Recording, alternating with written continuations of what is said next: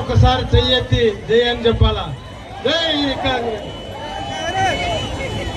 అందరికీ నమస్కారం. మళ్ళీ ఈరోజు పెద్ద ఎత్తున ప్రజలు రావడం చాలా సంతోషం. ఈ విజయం మీ అందరిది ప్రజల విజయం. మనము గతంలో నాకు ఎమ్మెల్యేగా ఎన్నుకోవడానికి మీరు అందరికీ ఉన్న వాళ్ళు ప్రతి ఒక్కరు నాకు సహకరించినారు.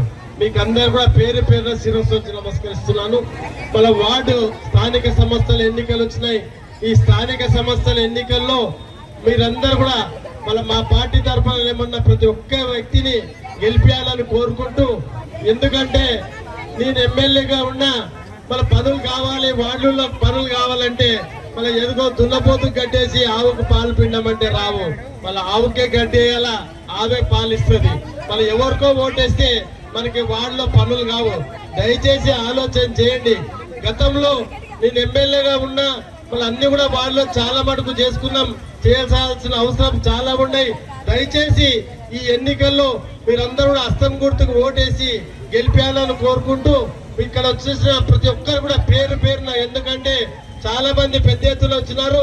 ఈరోజు ఈ నామినేషన్ పర్వం 5 గంటల వరకు ఉంటది. వాళ్ళందరూ కూడా మీ అందరి సహాయ సహకారాలతో మనము ఇక్కడ మున్సిపాలిటీకి పంపిస్తే మీ స్థానిక సమస్యల మీద పూర్తిగా తెలిసిన వ్యక్తులు నిలబెట్టినాం. ఈసారి వాళ్ళు మీ సమస్యలను తీర్చడానికి మీ ముందుకు వస్తున్నారు. ప్రతి వార్డులో మీరు మద్దతు ఇవ్వండి.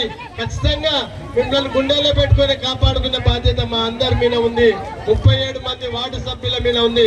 మిమ్మల్ని కాపాడుకుంటాం. అన్ని వార్డులలో అభివృద్ధి అనేది ఈ విధంగా చేయొచ్చు అని చేసే విధంగా చూపిస్తామని తెలియస్తూ, ఇప్పటివరకు ఇందిరమ్మ ఇండ్లు కానీ, అదేవిధంగా జీరో అంటే అందరూ ఎలక్ట్రికల్ అంటే బిల్లులు కూడా, జీరో బిల్లులు కూడా కొంతమంది వార్డులో తిరిగినప్పుడు కొన్ని బిల్లులు కాలేదు, జీరో బిల్లులు కాలేదని వార్డులో సమస్యలు చెప్పినారు. ఆ సమస్యలు కూడా తీరుస్తా. ఖచ్చితంగా ఒక్కసారి నా మీద నమ్మకం పెట్టి 37 మందిని గెలిపేయాలని కోరుకుంటున్నాను. ఎందుకంటే రకరకాల వ్యక్తులు వస్తారు, అబద్ధాలు చెప్పే వ్యక్తులు వస్తారు. వాళ్ళు ఎప్పుడు స్థానికంగా ఉండే వాళ్ళు కాదు. 24 గంటలు నేను స్థానికంగా ఉంటా. అర్ధరాత్రి వచ్చినా మీకు నా ఇల్లు ఎప్పుడు తెరిసే ఉంటాయి. వాకిళ్ళు అర్ధరాత్రి వచ్చినా పని చేయడానికి సిద్ధంగా ఉంటా. వాళ్ళలాగా వీళ్ళలాగా హైదరాబాద్ లో ఉండి చెయ్యను, స్థానికంగానే ఉంటా.